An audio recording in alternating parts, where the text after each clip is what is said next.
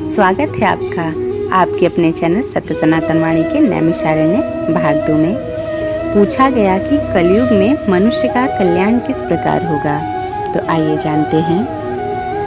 नैमिषारण्य के दूसरे पार्ट में हम जानेंगे बहुत ही रोचक कथा।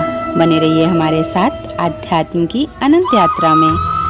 जब नैमिषारण्य की पावन भूमि पर 88,000 ऋषियों द्वारा किया गया महायज्ञ जब संपन्न हुआ, तब एक महत्वपूर्ण प्रश्न उठाया गया कि कलयुग में मनुष्य का कल्याण किस प्रकार होगा। इस प्रश्न का उत्तर देने के लिए सूत जी महाराज ने ऋषियों को पुराणों और धर्म का अमृत ज्ञान प्रदान किया। उन्होंने बताया कि कलयुग में मनुष्य के लिए सबसे सरल और प्रभावी साधन है नाम स्मरण, सत्संग, भक्ति और धर्ममय जीवन है। कहा जाता है कि नैमिषारण्य में सुनाई गई कथा केवल उस समय के लिए नहीं थी, बल्कि आने वाली असंख्य पीढ़ियों के लिए मार्गदर्शक थी। इसी कारण यह स्थान केवल तीर्थ ही नहीं, सनातन धर्म का जीवंत केंद्र है।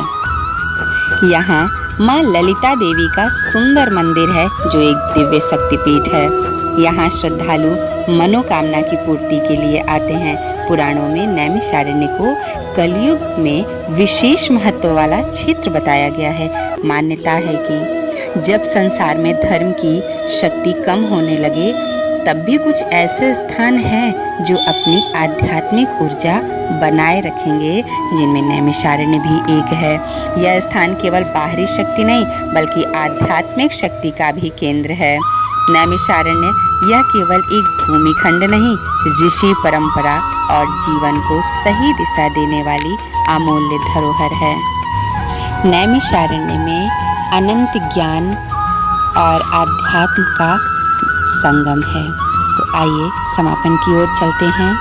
जहाँ ऋषियों ने धर्म की रक्षा के लिए यज्ञ किया, जहाँ पुराणों का अमृत प्रवाहित हुआ, जहाँ आज भी शक्ति की ज्योति प्रज्वलित है, वह पावन भूमि नैमिषारण्य हम सबको ज्ञान और भक्ति की राह प्रदान करे, जिससे हमारा जीवन उत्तम बने और हम सद्गति को प्राप्त हों। यदि आपकी इच्छा हो तो आप जरूर नैमिषारण्य होके आइए, क्योंकि वहाँ एक अलग ही आध्यात्म की अनुभूति प्राप्त होती है।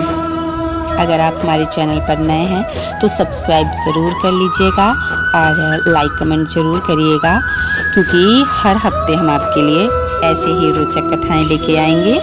तब तक के लिए राधे राधे, सीताराम।